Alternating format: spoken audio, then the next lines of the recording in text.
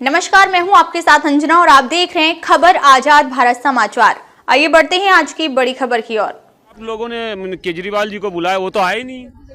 देखिए, सच का सामना तो इतनी आसान चीज़ नहीं होती है। एक फरेबी, एक बेईमान आदमी को ऐसे स्टेज, तो इसी स्टेज ऐसे ही स्टेज सजा करके बना करके एक फरेबी आया था, बेईमान आदमी आया था और यहाँ डुगडुगी बजा करके कि कैसे दिल्ली की जनता को बेवकूफ़ बनाकर और दिल्ली की सत्ता हासिल करने आया था।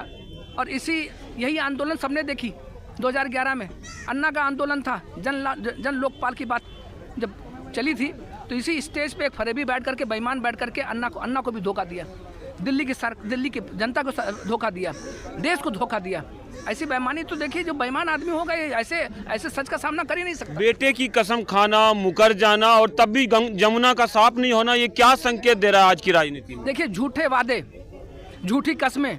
अब मुझे लगता है कि अगर आपने ध्यान दिया होगा कि जो इस पूरे कैंपेनिंग में जो दिल्ली का चुनाव चल रहा है, इसमें देखा होगा कि उसने अपने बेटे की कसम नहीं खाई, क्योंकि अब उसको पता चल गया कि झूठी कस्में खाने से, अपने बच्चे की कसम खाने से अब जनता सजग हो गई है। जनता को पता है कि अब ये वाला फंडा नहीं चलेगा, बच्चे के कसम खाने वाला फंडा नहीं चलेगा। उस आदमी के पास, देखिए वो जादूगर है, उस आदमी के पास तरीके पता है कि क्या बातें करने से, क्या बातें करने से जनता को हम लुभा सकते हैं।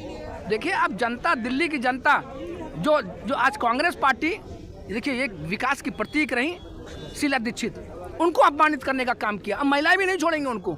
ये अब मौका आ गया है कि अब देखिए कि ये जो विकास आज़ादी के बाद भी आपने देखा होगा, अभी तक इसके पहले का जितना भी, जब भी शीला दीक्षित की सरकार रही, अब देखिए चारों तरफ आप देखिए कि 65 आपके फ्लाईओवर्स बने, डीटीसी बसें चली। वो तो अपील कर रहे हैं कि आपको वोट नहीं देना है, वो वोट बीजेपी को जाएगा। बात देखिए, हमने गलती क्या की कि हमने वो मौका उनको जो मिला है ना, वो मौका नहीं था, वो बेईमानी से उस मौके को लिया उसने, ये दिखाने के लिए कि देखिए मैं एक साफ सुथरा आदमी हूँ, एक साफ सुथरी राजनीति करने आया हूँ। आम आदमी पार्टी का एक झाड़ू लेकर के, झाड़ू पूजी जाती है, वो झाड़ू उसका एक बहाना बना करके कैसे धोखा दे करके सत्ता हासिल किया है, ये बहुत बड़ी बात है। मैं तो कहूँगा कि ऐसे फरेबी लोगों से बचना है और अब सजग हो गई। आप सारे जितने लोग उसके पास थे वो सब कांग्रेस पार्टी में आ रहे हैं। अपने ही स्टेट के लोगों को कुछ लोग कह रहे हैं जहर मिला रहे हैं जमुना में, ये क्या राजनीति किस ओर जा रही है? अब देखिए कितनी बड़ी बात है कि एक आदमी जिसको कुछ भी नहीं पता है कि जहर क्या होता है, पॉइजन का मतलब है कि अगर एक घूंट भी अगर अंदर चला गया ना, वो मर जाएगा।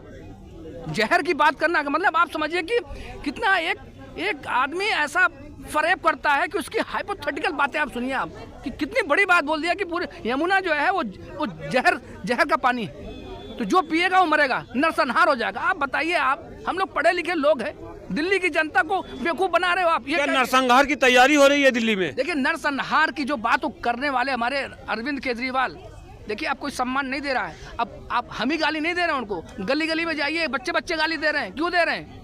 क्यों कोर्ट कचहरी मुकदमे बढ़ते जा रहे हैं? क्यों तुम जेल के अंदर, जेल की सलाखों में गए?